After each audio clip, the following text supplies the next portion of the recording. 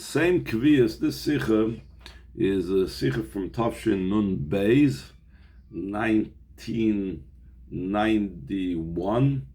It was the same Kviyas like it is today, which is the Sunday, Parshas Vayigash, the second day of Rosh Chodesh Tevis, but it was said after Mincha and after kindling the 8th candle of Chanukah. So the Rebbe says, one of the primary ideas of the Ner Chanukah is that the mitzvah is to place it on the entrance to his home, the entrance that's closest to the public domain. In other words, there are different entrances of the person's home. Sometimes there could be, let's say, a courtyard in between, there could be something else. So we always place it al pi Shulchan Aruch in the entrance that's closest to or totally on the outside of the entrance, goes all the way to the outside, mibachutz, from the outside. And we leave it, or we are allowed to kindle the Chanukah lights until the Kalya Rigla, the Tarmadoi, until the legs of the people known as Tarmadoi stop walking around the street, because this is the halachic aspect of it, not the Chassidic aspect of it yet, that there is a mitzvah of Pirsumei Nisa, there's a mitzvah of publicizing the miracles, the miracle of Chanukah. Now, to publicize the miracle of Chanukah, it needs to be people on the outside to whom one is publicizing to. So the last people that were usually in the marketplace were these people known as Tarmudoyim. So the simple meaning that Gemara is saying is ad the kal yarigla Tarmudoy, until the feet, in other words, the walking around of these people called Tarmudoy cease. They're finished walking around the marketplace. That's the cutoff point. That's the latest. That's considered an issue, that's considered Pirsumei Nisa, that you're publicizing the miracle. But, as we will explain, there is the spiritual meaning of Ad Kalya Riglo Tarmadoy as well. Gam Bechutz, also outside, B'Reshus Harabim, in a public domain. Public domain, Chassidus and Kabbalah brings down, the Rebbe brings down the Sichas, means a place that is the opposite of Yechidai Shaloilom. It doesn't advertise the fact of the true oneness of Hashem. It shows on multiplicity, things that shows that there is chas v'sholom, other things in Hashem. So it's a place that is not home in an explicit and open way to Hashem. Shenimtsoim boy, that in that place of Rishus Harabim, va'ad shenasa harishus shel Tarmadoy, until it becomes the domain of those that are called Tarmadoy. And as we've had many times, oisius meredus, the words Tarmudoi, this particular nation that is known as Tarmud, is the same letters like the word meredus, rebellious one, which means who are they rebelling against? We're not talking about being rebellious against some dictator, but it's talking about merida b'kedusha. It's symbolic of a people that they are in opposition to kedusha. And the Rebbe brings down a very interesting history about them in the footnote. In footnote 4, that these Tarmudoi, their history goes back to the time of Shlomo HaMelech, and they were servants of Shlomo HaMelech, they rebelled against Shlomo HaMelech. So it's even more so emphasized their great descent, where ordinarily most nations had accepted Shlomo as king and had come from afar to see how great he was and so on. These Tarmadoi were just the opposite. Even though they were servants, they rebelled against him. So he goes on and says, Meir ha'ordener Chanukah, even in a place where it's the domain of these rebellious ones, the light of the candle of Chanukah shines, ad kedei kach, to such a degree, shafilu b'reshus harabim, even in a public domain, that the Rebbe points out in the footnotes, that according to halacha, it remains a public domain. Nichlis, kalyas from the word nichlis, it ceases, umisbatelas, and it stops, legamri, entirely, hametzias shel merida b'kedusha, the entire being of something that is a state of rebelliousness against Kedusha. And the Rebbe, again, in the footnote says, it's not just that they do not have any domain, they do not have any governance of the Rishus HaRabim, of the public domain, but they cease to be a power whatsoever, they cease to be an entity whatsoever. Not only something that's actual rebelliousness stops completely, Elagam rigla the Tarmadoi, even the legs of the Tarmadoi. So here the Rebbe gives an interesting nuance to what's the idea of the legs of those that are rebellious. Sheroimes al hinyonim sheboim k'teitza u'mesuva v'gram u'gram de gram me'asiva de merida b'kedusha. It hints at those matters that come as a result and a consequence, and something that's maybe even caused by an additional cause from their rebelliousness against holiness. Meaning, it's not just the very power that stands against holiness, the very rebellious power that stands against holiness, that ceases, but any type of outcropping, any type of extension of that ceases as well. They also cease and are nullified because the powerful light and the strong and great light of the candle of Chanukah. And the Rebbe says in the footnote that this is not just while the Chanukah lights are being kindled. And it's not only just when the Chanukah lights are burning, but this effect is something that affects long-term upon those that are Tarmadoi. And then the Rebbe takes it a step further, and even more in depth, not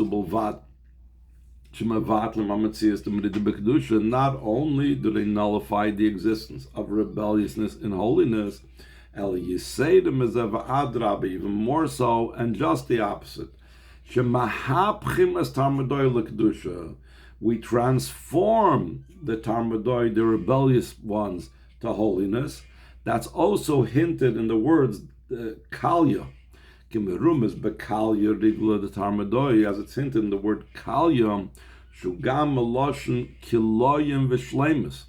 It doesn't just mean kalya from the word that it concludes and ends and it ceases, but also it means that it expires and becomes perfected. Al derech hashleimus diyam Shabbos, similar to the perfection of the day of Shabbos. Shenemar by on Shabbos it says vayichulu hashemayim v'aretz chol tzvam. What does it mean? It doesn't just mean it finished, but it was completed. It was reached a state of perfection. Shleimus abriya kula. On Shabbos there was the perfection of the entire creation.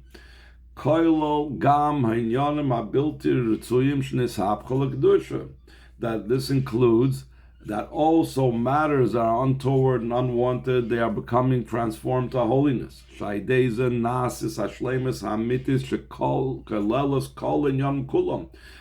the true completion and perfection, when it contains all possible existence.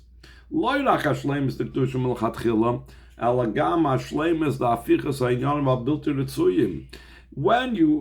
not just the completion and perfection of holiness the way it exists initially, but it also includes the perfection and transformation of matters that are unwanted, because that's the ultimate type of completion.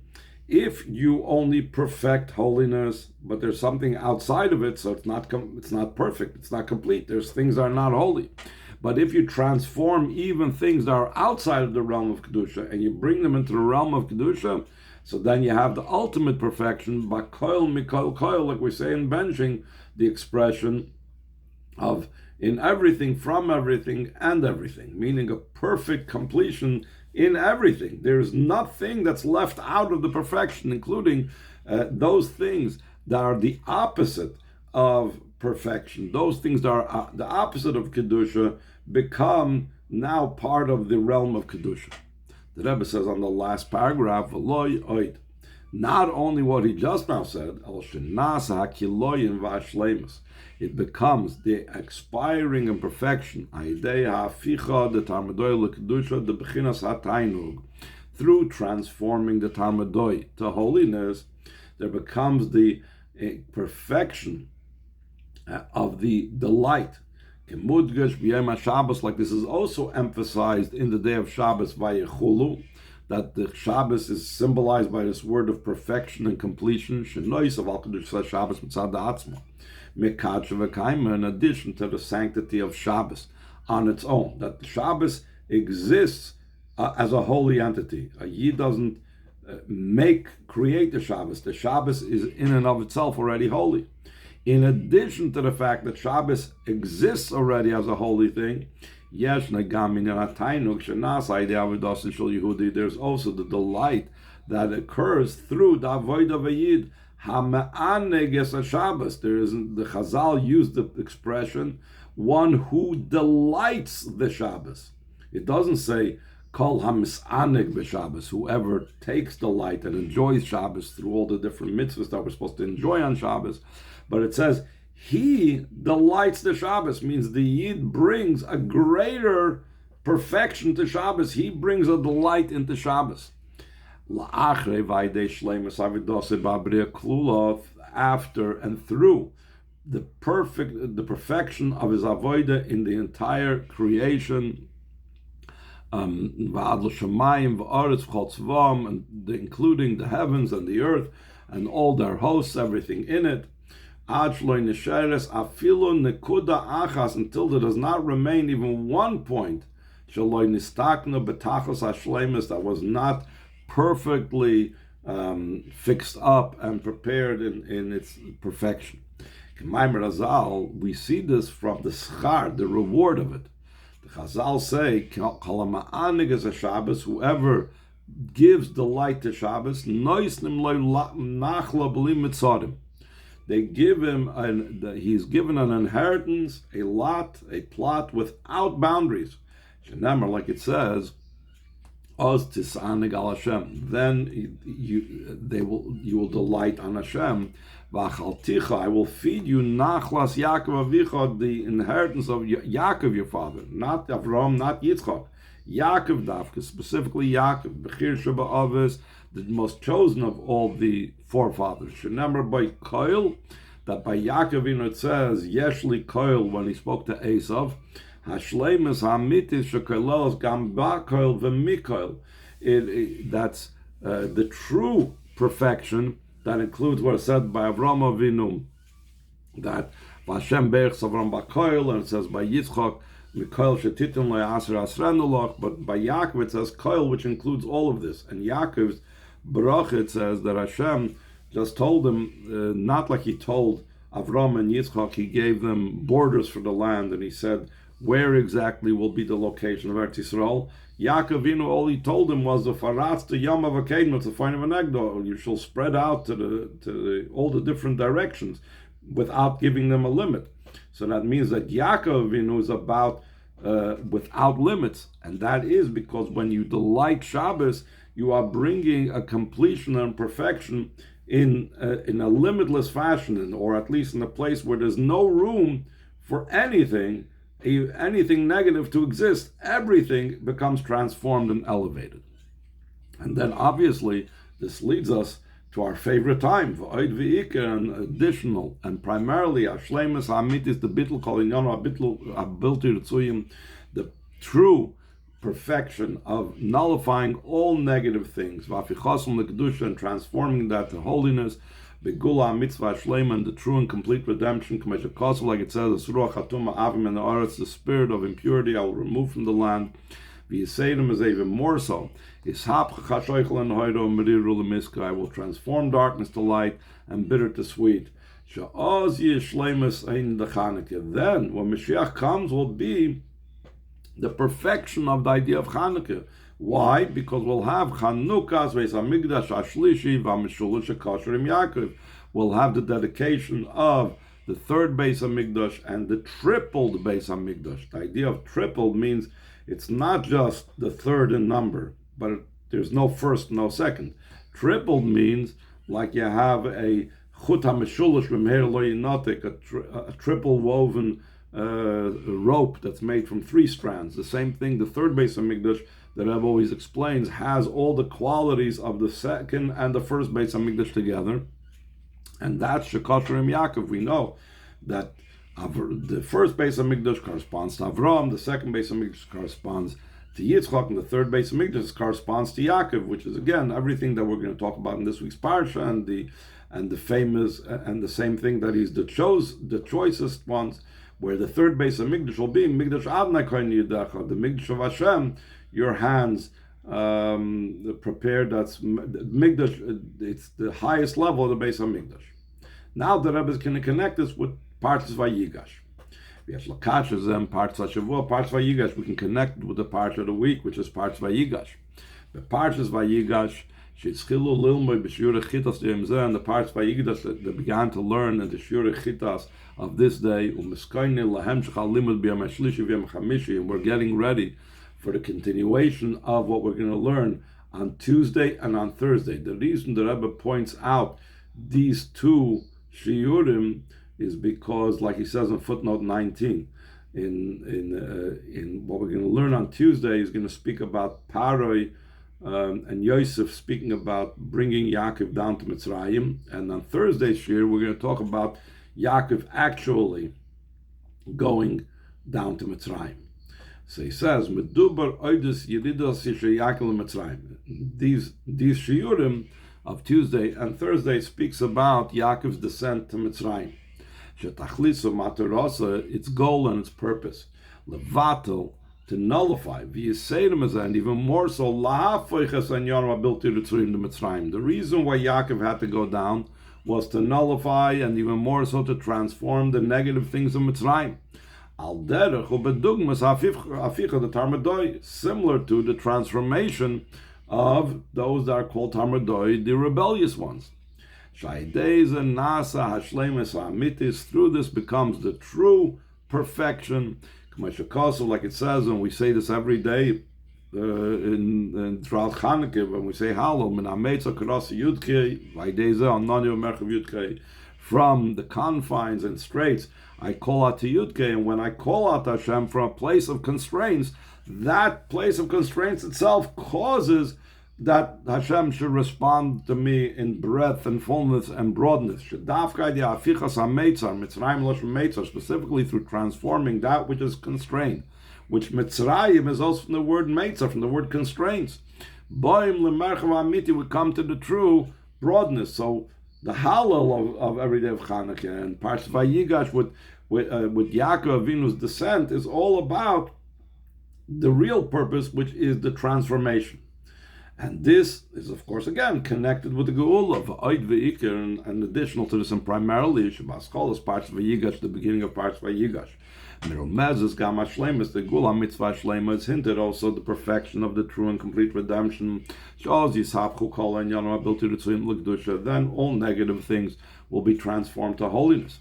Kidu, as it's known, Shvayigash Elav Yehuda, Kosher Im Smichas Geulah, which is Yosef L'Tfila Yehuda, She'asur lahafsik b'neim. There is a halacha brought down the Gemara in Shulchan Aruch that after Gal Yisrael, when you say in Shachris Baruch Atah Hashem Gal Yisrael, one may not interrupt with anything. One does not even answer Amen, and one has to start tefillah immediately. So that's called Smichas Geulah L'Tfila. It's the bringing redemption close to davening, Shemona Esrei. And the Zohar identifies that Smichas Geulah L'Tfila has to do with what it says in our Parsha, Vayigash, that Yehuda approached Yosef, because Yosef is the level of Geulah, the Zohar says, and the Rebbe explains it in different places, and davening is the idea of a Pam Oida Lashem, that says about the name of Yehuda. It's about the thanks and the bittul to Hashem. And this is what Vayigash Elav Yud is about, the joining of Geulah, Gal Yisrael, straight into Shemona Esrei. So he says 4 lines from the bottom of the page, in this idea of Vayigash Elav Yehuda that's connected with Geulah, being close to Tefillah. So this is hinted, Geulah ba besmichas mamish, the redemption comes mamish close. Leloi hefsek klal, without any separation whatsoever. Afilo loy hefsek leberega kememra, not even with a hefsek of a moment that takes to say something. Lis latfila shispalo ze'ata, to the davening that the Rebbe just said we daven now. As Samach David Avchameres Atzmiach, the sprout of David, your servant, you should quickly make sprout forth. Until the conclusion of davening, that tzaddikim will praise your names. Those that are straight will settle and return to your face, which is talking about the times of Moshiach. So he goes on to the next page, V'oz, and then Tia Gam Hashleimus the Yehuda v'Yosef. When Moshiach comes, when we will have our request fulfilled of Gal Yisrael, etc., so then we will have the perfection of Yehuda and Yosef, which is Vayigash Elov Yehuda, which is what we talk about in this week's Parsha, that Yehuda approached. Hashleimus the Yehuda, it will be the perfection of Yehuda. Shalasid lava Yehuda v'lo Yosef melech kol hashvatim. When the Yidden were in Mitzrayim, Yosef was the king over all the Shvatim. But when Mashiach comes, Yehuda is going to be the king over all the Shvatim. Gam al Shevet Yosef, even on Shevet Yosef, K'meshakasa b'Haftarah, the Parshas Vayigash, like we reading the Haftarah of this Shabbos Parsha, where the Nevuah speaks about, the prophecy speaks about that Yosef and Yehuda will rejoin, and then Yehuda will be the leader of all. That's the perfection of Yehuda. And also Mashiach's times is going to be Vashleimus the Yosef. There will also be the perfection and the completion of what Yosef is about. Shalasid love in the future, it says, Yosef Adnai Shenis Yodagomer. Hashem will add a second time his hands, V'osaf Nitche Yisrael. He will gather those pushed away of the Yidden, V'nefutzas Yehuda, and those scattered of Yehuda, Yekabis Marba Kamis Aretz, he will collect them from the four corners of the earth. Until there's no need even that Yehuda should approach, Kedei Liftois as Binyamin, to be able to redeem Binyamin. In the case of Yehuda in our Parsha, so Binyamin was like far out of his reach, and Yehuda had to approach Yosef to redeem Binyamin. But when Mashiach comes, even though Yehuda is going to be the king, he won't have to go ahead and collect the scattered Yidden, but rather, Kivan Shenasai de HaKadosh Baruch Hu Atzmus Umhus Lavadi. This is going to happen through Hashem himself. Shehu HaKadosh Baruch Hu Atzmai Hashem, he himself.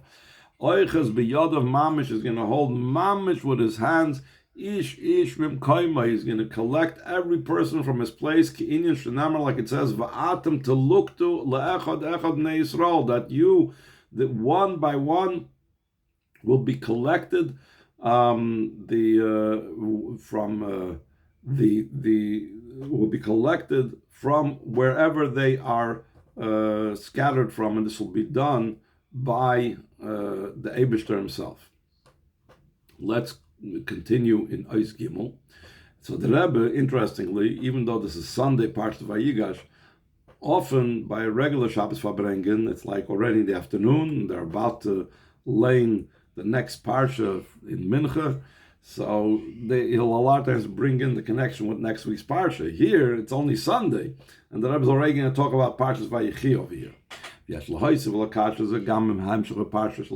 we can add and connect this also with the continuation of the following Parsha, Parshas Vayichi. Vayichi Yaakov Beretz Mitzrayim, the Yaakov lived in the land of Mitzrayim, Shagam Beretz Mitzrayim Loshen Meitzar.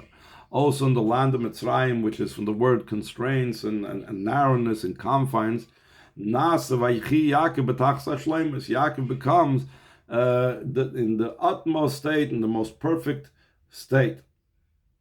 Let's skip over to the bottom of the page, 3 lines in the bottom. In addition to this, and primarily,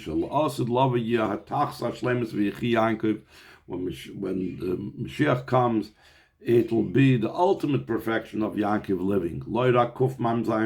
Not just the way he actually lived 147 years. Or even 180 years. It's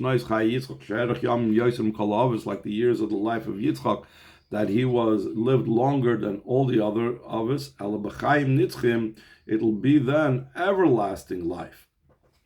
So the Rebbe goes on, Gam la'achrei hashleimus, even after the perfection of the Vayichi Yaakov Sheva Shana v'Arbaim Shana U'Mas Shana, that Yaakov lived for 7 years and 40 and 100 years, Nitoisva Etzler Shleimus Nilus Yosef was added by him an even greater perfection. Hashleimus the Chaim Nitzchim, the perfection of everlasting life. K'mayim Razal Chazal say Yaakov Inuloi Meis. Yaakov, our father, did not pass away. This was added after his going up from the land of Mitzrayim, that he asked Yosef, you will carry me up from Mitzrayim to Eretz Yisrael, and then he attained the state of Chaim Nitzchim, everlasting life. So he says a very interesting point, and you say in the brackets.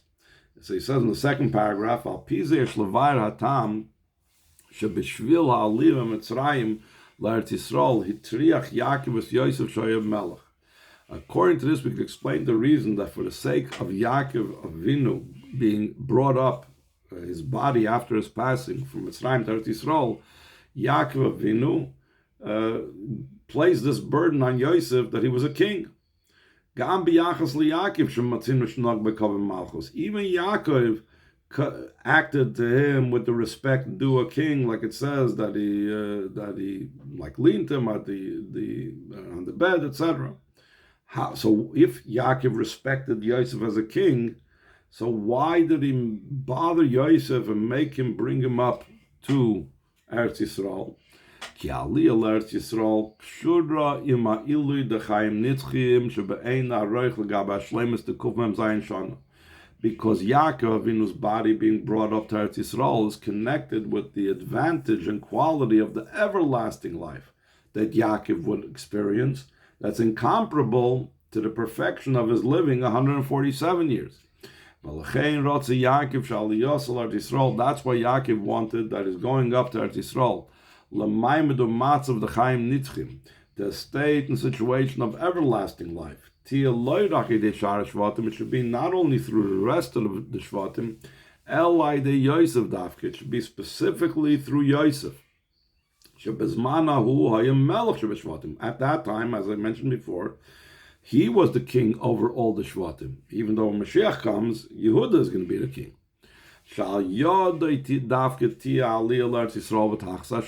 Because being that he's the king of all the Shvatim, so then it would be the true Aliyah, the ultimate elevation, the ultimate ascent will be through Yosef because he's the king. So therefore I would ensure that it would be the most perfect type of ascent. And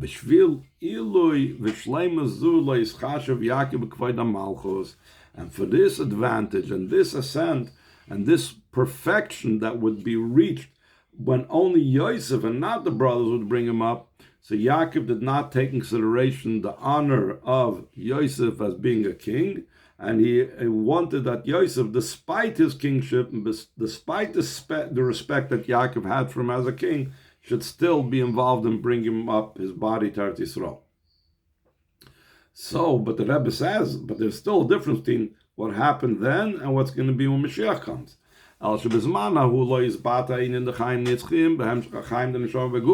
In those days, it didn't express itself the idea of everlasting life. Literally, that the life continued in the body. But in the future, when Moshiach comes, after I will remove the spirit of Tumah from the land, if there's not going to be any Tumah anymore, so in other words, no Klippa, etc., so for sure, the opposite of life is going to cease to be. Will be the life of the soul in the body, not only 147 years, or or even 180 years, it will be literally everlasting life. It's a very interesting point that the Rebbe emphasizes, because people get a lot of times confused and they say, oh, Yaakov in loy meis, that means he's alive somewhere.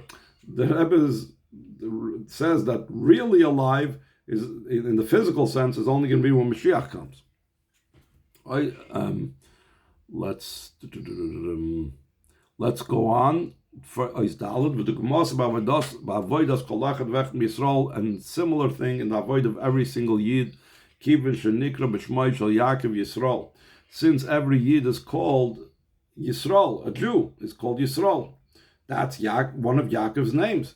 So therefore, Yeshnam Etzloi Kol in Yom Yaakov. Every Yid has all the matters and all the concepts of Yaakov. So therefore, Vaychi Yaakov Eretz Mitzrayim comes to tell us that Yaakov lived in the land of Mitzrayim, Roimez, Al Klolos, HaMaimed of Matzav, Avodah D'mei Yisrael B'zman HaGolus. It hints on the general state and situation and the Avodah of Yidden in the time of Golus. Eretz Mitzrayim, the land of Mitzrayim, which Kol HaMalchis Nikru Al Shem Mitzrayim. All the governments that Yidden are enslaved by are all called by the generic term Mitzrayim and Egypt. Ashaidei Masein over the Saint calls Mamesh Chagolus through our actions and service throughout the entire duration of the exile. Nasa Habirur Va'aficha the Mitzrayim becomes the refinement and transformation of Egypt, transforming the Golus. Al Derechu Bedugmas Hapulot Ner Chanukah is similar to the effect and influence of the Chanukah candle al Pesach Beisim Mechutz on the entrance of his house outside. Levader Lahapich HaMetzias the Tarmadoi, to refine and transform the existence of the Tarmadoi. By Deizeh, Boim L'Shleimus HaMitis, the Vayigash Yaakov, they come to the true completion and perfection of Vayigash Yaakov, Kishiyotzim Eretz Mitzrayim, when they leave the land of Mitzrayim. Und Sasanim in Mitzrayim, like Yaakov Avinu told Yosef, you will carry me up from Mitzrayim. Ubayim L'Eretz Yisrael Begeulah Mitis V'Ashleima, and they arrived at Eretz Yisrael in the true and complete redemption. Sheitzel Kol Echad V'Echad MiYisrael Nasa Mitis V'Shleimus Ha'inin Vayichi, that every single Yid gets the true and perfect idea of, and he lived. Since from the one that gives life, he will give you life in the ultimate perfect way. Not just like we say in Shabbos davening that the days of our years are 70 years, and if we're more stronger, if we're more powerful, 80 years, or v'hoyu yom of Meyav from Shana, or his days will be 120 years, like it says, or Kuf Zayin Shana, or 127 years, like Sarah, Kuf Mem Zayin Shana, or 147 years, like Yaakov, Kuf Pei Shana, 180 years, like Yitzchak, but rather Al Yisayim is even more so. It'll be Chaim Nitzchim. It will be everlasting life.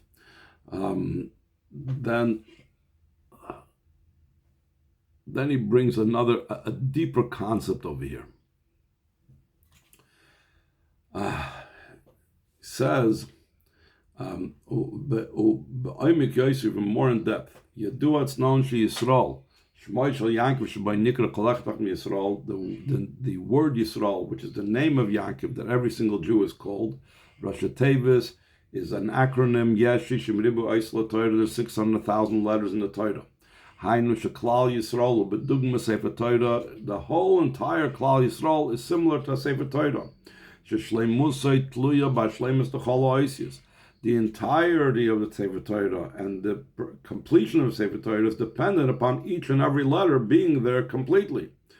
Until the Sefer Torah that was in the Azara that Moshe Rabbeinu wrote, and he placed it in the Aron where the luchas were, in the Ark of the Tablets. In addition to the 12 Sefer Torah that Moshe Rabbeinu wrote individually for every one of the Shvatim, and that Moshe Rabbeinu placed the Sefer Torah was B'Seicha Aron and Mitzad Aron Kebez Adayis. Either the Sefer Torah was actually inside the Ark or on a board that stuck out from the side of the ark, like the ark. Like there's two opinions about it. Sheshneim emes, that both of them are true. Elu ve'elu divrei Elokim Chaim, both these and those are the words of the living God. V'inyanim b'Yisrael, what does this indicate? This idea when we talk about a yid, that a yid is about the Klal Yisrael is like a Sefer Torah. Yes, there's 600,000 letters for the Torah. Shemitzad mebachutz la'aron, on the side, outside of the ark. Koi al mamodom matzavim she Yisrael bezman hagolus mechutz la'eretz hakodesh. It refers to the state and situation of Yidden in the time of exile, outside of the Holy Land. Befrat al piadeis sha'aron gar levavel, especially according to the opinions the opinions that hold that the Aron actually went to exile to Bavel. The Rebbe usually talks about what the Rambam wrote, that Shlomo HaMelech prepared tunnels and under the Beis HaMikdash, under the Kodesh Kodashim, and then Yeshayahu HaMelech actually hid away the Aron over there. But there's another opinion that holds that when the Babylonians came and destroyed the Beis HaMikdash, they took the Aron with them into captivity. So when we say about Yidden being on the outside of the Aron, on this board, just like Sefer Torah, that's outside on the board, so it indicates when Yidden are in Golus, just like the Aron itself is in Golus, according to one opinion. What is the job of Yidden being like that Sefer Torah that was outside on a board of sticking out of the Aron? Their main avodah when the Yidden are in Golus is to refine and transform the outside, as opposed to the opinion that holds that the Sefer Torah that Moshe Rabbeinu wrote is b'soicha Aron, inside the Aron. It refers to the state and situation of Yidden, the way they are in the Holy Land. Their primary service is not about dealing with the outside, it's primarily dealing with holy matters, like being inside the Aron. That's how the Rebbe says that both of them are true, because they are what they are symbolic of, and their inner concept is true in the spiritual realms. The Rebbe goes on, we could say that in the future, when Moshiach comes, when the Aron will return or become revealed with the Sefer Torah that Moshe Rabbeinu placed in or at the side of the Aron, both advantages will be together. Skip the brackets, 2 lines down. After the brackets, Heina Maila, the Maseno, the Senu calls Mamesh Chagos, Mchutzlaaren, both the advantage of our actions and service the entire time of our being in Golus, which is the Sefer Torah indicating the Yidden being outside of the Aron, the Heina Maila Shenasis, and both the quality and advantage that occurs when we return from Golus to the Holy Land within the Aron. This idea is emphasized even more in our generation. This generation is the final generation of the Geulah and the first generation of the redemption. In this generation becomes the joining of both states. We are the last generation of Geulah, and we are going into the Geulah. So we have inside and outside of the Aron. The state of being outside of the Aron and the state of being within the Aron. Gam yachad, together.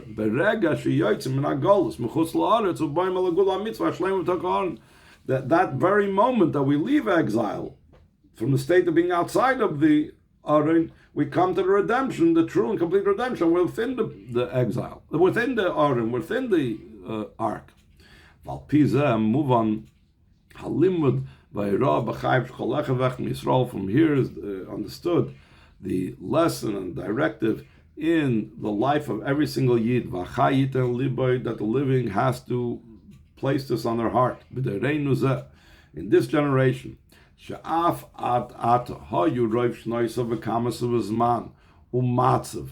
Hagolus, though the majority of his years and days and time was in the time of Golus, quantitatively, in quantity, it was majority in Golus, Mikol Malkum still in all, Kivin Shagula Mitis Vashlema Ba take from Yad Mamish, since the true and complete redemption comes immediately. Nasim Baroiv Shnois of the Cholechad Vech Misrael. So then the majority of the years of every single Yid, Loidak Eitzel Taf, not just by young children, that then the majority of the years obviously is going to be in the days of Moshiach. Elagam Eitzel Anoshim V'Noshim Shekvar Nizborchu Barichas Yom V'Shalom Toivus. Also by men and women that were already blessed with long days and long years and good years. In other words, even by older people, the majority of their years becomes the matzav shel Geulah, in a state and situation of redemption. How could that be? I lived most of my life in the time of Golus. Loidak be'eches, not just qualitatively. You're going to say that I'm 89 and a half. So those 89 and a half years I was in Golus is qualitatively not considered a long life like whatever years I live during the time of Geulah. No. Shekol Yom, because first of all, he's going to say why qualitatively it's better. Shekol Yom Malibin Simcha Geulah. When Moshiach comes, every day will be filled with matters of joy and redemption. Ubaloshn Chazal, like the Chazal express it, Yom Shekuli Arach, it's a day that's entirely long. Meaning from the first moment, Shagam B'tchilosehu Arach, right away at the beginning, it is long. So that's one reason why it would be considered that the majority of his life is a Geulah life, even though he's already 89 and a half when Mashiach comes. Elagam b'kamus, even quantitatively.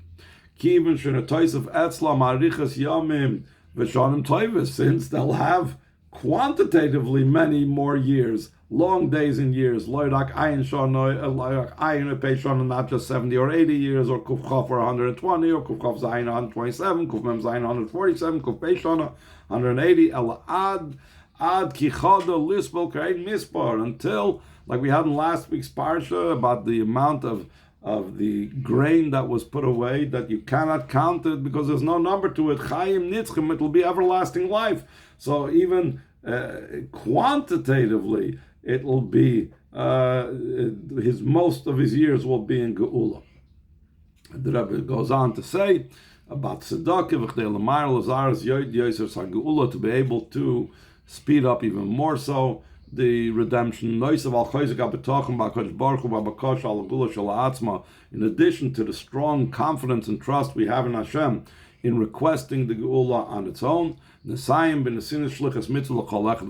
will conclude with giving a shlichus mitzvah to each and every one in matters of tzedakah. As we know that tzedakah brings the Geulah closer. Along with giving people, I guess, a certain amount of money, maybe it was $1 for tzedakah, we will also give them Chanukah geld. Keminig Yisrael Shatoiri, like the custom of Yidden, which is considered Torah. Like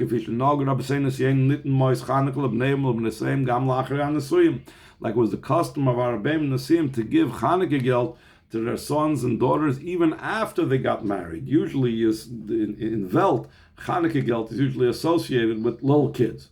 And the Rebbe brings from the Rabbeim that wasn't that way. Even after their own children had children, that then the Rabbeim's children were giving Chanukah geld to their children. Still in all, the Rabbeim gave them Chanukah geld. Those that did not yet fulfill the minig of giving Chanukah geld, they should make a resolution. They should give Chanukah geld as soon as possible. In the last hours that are left in the day of Chanukah, they should do it in such a way that it should bring the receiver to have simcha, the one that's receiving the Chanukah geld. Through affecting another yid to have simcha, we affect Shagam Avinu Amiti, also our true Father, Avinu Shabashamayim, our Father in heaven, Noisim Mois Chanukah Matanas V'chulu. That Hashem gives Chanukah geld and He gives gifts Lenar Yisrael V'Ayehu, to the child that is Yisrael, that He loves him. Ba'ifin Shanasa Simcha Etzel Nar Yisrael, in such a way that the Jewish people that are Hashem's child become joyous. Through Him giving them the true and complete redemption. In addition to that, and that's primary, should take of miyad immediately. At the conclusion of these words, or even before continuing about them. Comes the true and complete redemption below 10 handbreadths. With our youth and our elderly, with our sons and our daughters. Koil Gam B'nei Yisrael V'Dorish Shalifnei, including also the Yidden of prior generations, Hakitzu V'Ranu Shechne Ofer, those that are resting in the earth, will awaken and sing, V'Nesi Doreinu B'Reshenu, and the leader of our generation at our head. Hoilchim Chanukah's Beis Hamikdash Shlishi V'Hamishulush, taken from Yad Mamish. They go to the dedication of the third Beis Hamikdash, that's also the tripled Beis Hamikdash, immediately. And the Rebbe says in Ois Ches, V'char Chomer, afterwards he said, there was a suggestion that the giving out, I guess, should have been done upstairs, I guess, in 770 instead of downstairs, what the Rebbe was saying, the Sicha. The Rebbe says, even though there would be an advantage to this, because they physically people will be going from downstairs to upstairs to get the dollars from the Rebbe, and physically going from downstairs to upstairs, Shekosher Ma'aliyim and Agolas Matam, El Hageulah Maila. It indicates and it resembles the idea of going up from below, going out of Golos to Geulah. Then the Rebbe says, Mikol Makim, still in all Tiach Halukah Kan. We are going to give out the dollars, the Shluchas Mitzvah and the Chanukah Geld. Here, Hein Mitzad Tirchut Tzibura, both because of not burdening the congregation. They have to start going up and down or whatever. Veheinu Beikar Mitzad Miles HaMokim, and also primarily because the advantage of the place. Migdash Ma'at is some minor Beis HaMikdash. Beis HaKnesses, Beis HaMedrash, it's a shul, it's a place of learning. Beis Tefillah, Beis Torah, a place of davening, a place of Torah. V'gam Bayis Roisim by Ma'asim Tevik Gemilas Chasadim, it's also a house in which we do good deeds, like Gemilas Chasadim, Bayis Meshulash. That is a tripled house. Sha'az Nakal Yosef L'Loy Tzarchu B'Choshim Michedes, then it's easier without any additional request. Love L'Mayim D'Matzav Shel Geulah, to come to a state and situation of redemption, since we're requesting Hashem that He should move us straight from this tripled house to the third Beis Hamikdash, and additional to this, and primarily take from Yad Mamish immediately. So the Rebbe, it says over here, the Rebbe gave out both a dollar bill for tzedakah, like I said, and he gave out also a dollar coin for Chanukah Geld in a plastic case, that on the plastic case was printed Chanukah Tovshin Nun Beis. By the way, for those that are wondering, the Rebbe didn't give out, when the Rebbe gave out dollars upstairs, which is most of the time in the last years, it wasn't inside the shul. Whereas in this case, when it was downstairs, it was inside the shul. So therefore, it had the advantage and quality of being given in this Bayis Meshulash, from which you'll be able to go to the third Beis Hamikdash.